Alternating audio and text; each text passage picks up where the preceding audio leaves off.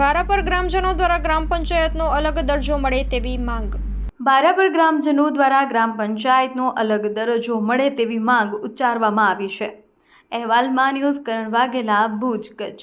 નમસ્કાર। આજ રોજ અમે ભારાપર ગ્રામજનો કલેક્ટર કચેરી સમક્ષ અમારી ગાંધીધામ મહાનગરપાલિકા જાહેર થતાં કીડાણા ભારાપર જૂથ પંચાયત જે હતી જેનું વિસર્જન થયું અને અમારી વર્ષો જૂની ભારાપરની પંચાયત અલગ કરવાની માંગણી હતી।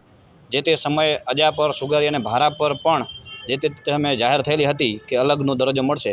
છેલ્લા 10 વર્ષથી અમારી લડત ચાલુ હતી। હવે મહાનગરપાલિકા જાહેર થતાં અમને પંચાયતનો દરજ્જો મળી રહ્યો હતો, પણ અચાનક મહાનગરપાલિકાનો સમાવેશ થવા ન જાય અને અમને ગ્રામ પંચાયતનો અલગ દરજ્જો મળે એવી અમારી માંગણી છે।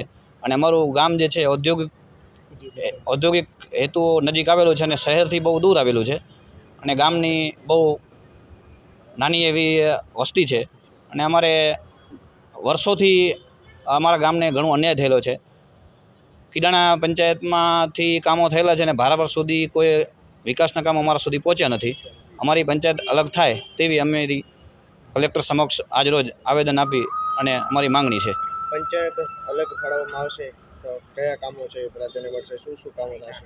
પંચાયત અલગ ફાળવવામાં આવશે તો અમારે જે મુખ્ય પ્રાથમિક સુવિધાઓ, જે પાણીથી અમારું ગામ વર્ષોથી વંચિત છે, પાણી જેવી સમસ્યાઓ, રોડ, રસ્તાઓ, ગટરો જેમનું બહુ ખરાબ દયનીય હાલત છે અને સ્કૂલોનું પણ કાંઈ ઠેકાણું નથી।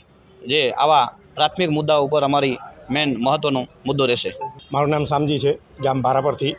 હમણાં જે આપણા ભાઈએ આપણને કીધું કે ગાંધીધામ પંચાયત જ્યારે ગાંધીધામ મહાનગરપાલિકા જાહેર થઈ છે ત્યારે 19/3/2025નું એક આપણું કટિંગ હતું ગાંધીધામ ટુડેનું કે ભાઈ ભારાપરના ગામ લોકો પણ એવું ઈચ્છે છે કે અમે મહાનગરપાલિકામાં જઈએ, પણ જે ગામ લોકોએ 10 અને 12 વર્ષથી ગ્રામ પંચાયત અલગ થવાની રાહ જોઈ રહ્યા છે એ ક્યાંથી ઈચ્છે કે પોતાનું ગામ એની અંદર જાય?